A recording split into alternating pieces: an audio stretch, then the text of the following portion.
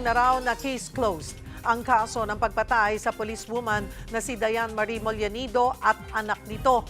Ayon yan mismo kay DILG Secretary John Vic Remulla. Para sa update, magbabalita live mula sa Camp Crame, Simon Gualvez. Mon, ano na ba ang update dito sa kasong ito?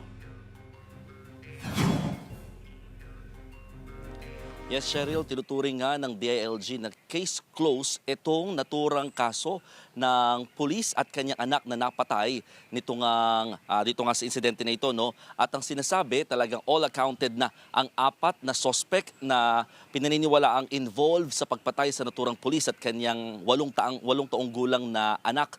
At ang pinaka-motive daw na sinasabi ng PNP dito at ng DILG ay yung pera. Backgrounder lang, no? Ang pinaka-istorya kasi nito at ang pinaka-suspect na tinuturo dito ay yung mag-asawa na car sales agent at yung asawa nitong dating pulis. Yun na pawang inaanak pala sa kasal nitong biktima. Ang pinaka-story or backgrounder kasi, Cheryl, nagpapabili ng Montero itong biktima sa car sales agent. Nakapag-down na siya dito daw ng 550,000 pesos initially. At para mabuo pa yung mga kakulangang halaga, sabi niya, ibebenta ko na rin yung sasakyan ko na Innova dito nga sa naturang car sales agent na rin. At nung makahanap na raw ng buyer itong car sales agent para sa Innova sa halagang 450,000 pesos at kung saan nagkaroon na sana ng bayaran, dito na pinatay itong biktima. Dahil ang pinakapakay ng mag-asawang sospek talagang idorobo yung mismong pera na 450,000 at para makuha na rin talaga nila yung 550,000 pesos na non-existent pala kasi para dun sa Mansa Montero. So a total of 1 million pesos yung pinakanatangay nitong mag-asawang sospek. Sa tanong naman kung bakit nga pati yung bata kasama na rin pinatay ng mag-asawa, ang sabi ng mga pulis base sa kanilang investigasyon at sa mga nakuha ring pahayag ng mga sospek dahil kasama rin na nandun nga bit-bit ng kanyang nanay kaya dahil nandun na rin daw kaya pinatay na rin daw itong 8 taong gulang na bata. Dinala raw ang mag-asawa sakay ng kanilang sasakyan. Dinala raw ng mag-asawa yung biktima at kanyang anak sakay ng kanilang sasakyan papunta sanang Baguio.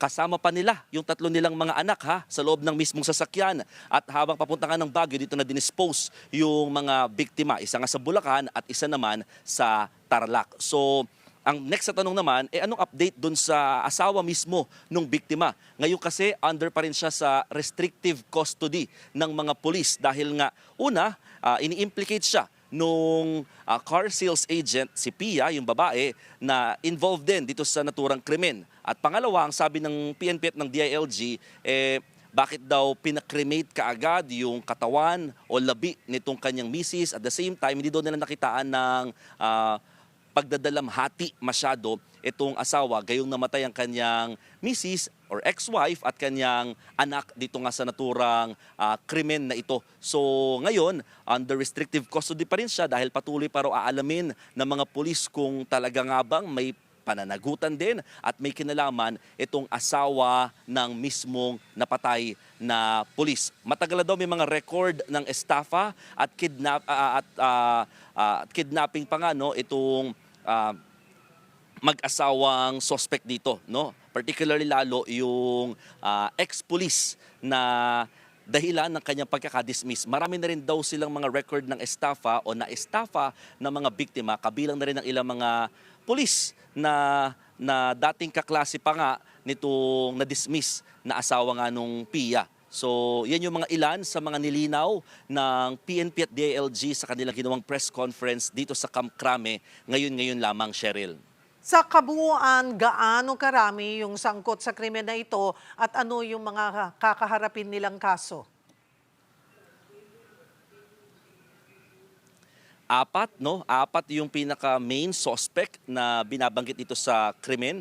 Yung mag-asawa na yung car sales agent sa ex-police at yung mga accomplice nga nila nakasama na unang sumuko at yung pinakahuli nga na nabanggit din natin sa balita, no? So patong-patong na mga kaso ang kakaharapin nila para nga sa pagpatay dito nga sa naturang mga biktima at kasama na rin daw dyan din nga yung robbery dahil nga sa pagkakakuha dun sa pera na tinangay nila mula dito sa biktima matapos sanang matanggap yung bayad para sa binebenta niyang sasakyan.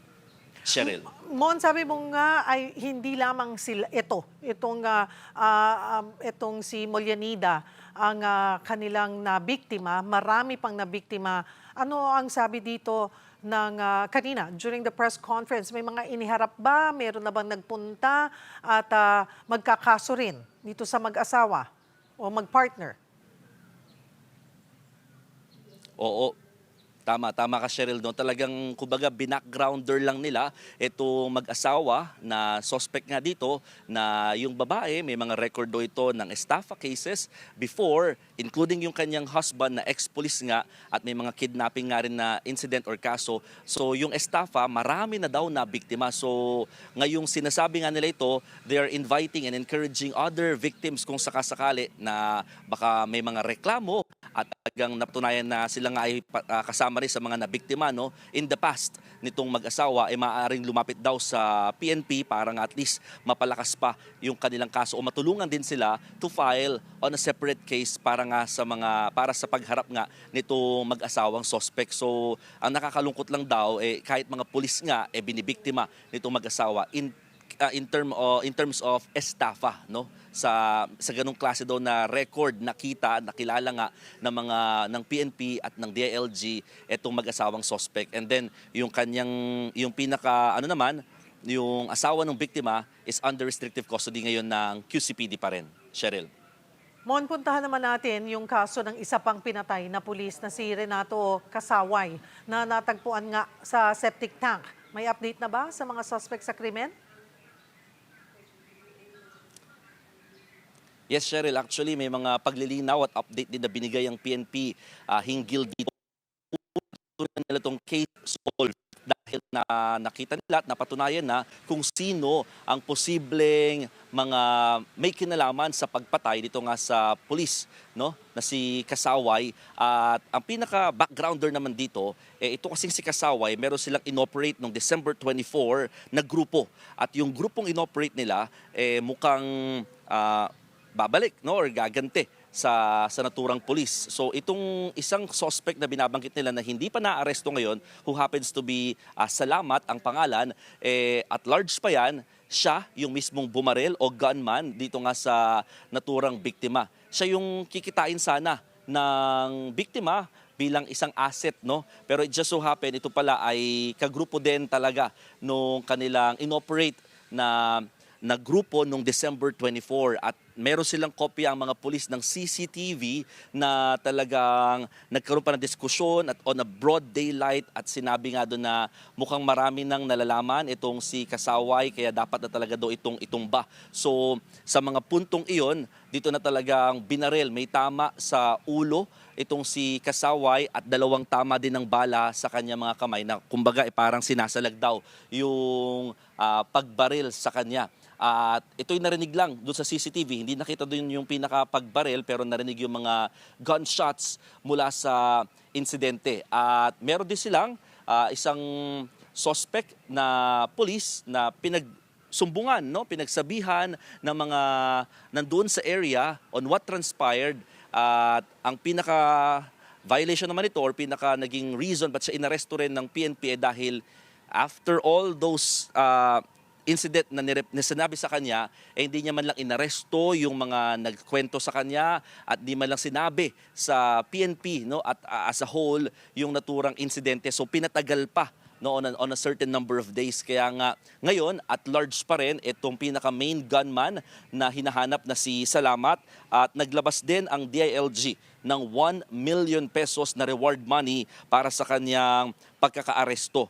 Para nga itong si Julian Salamat, yun yung kanyang pangalan na hinahanap ngayon ng mga otoridad. Other people na nandun sa area kung saan nagpunta, itong si Police Corporal Kasaway, kasama yung Salamat, lahat sila ay pawang arestado na. Pati na rin yung pinagsuman na Police Corporal Abalos naman na nakwentuhan nga nung insidente pero wala naman daw man lang ginawa. So, sa ngayon, they are considering this case as case solved, not yet closed dahil nga patuloy pang hinahanap itong mismong gunman sa insidente. Cheryl. Maraming salamat, Mon Gualvez.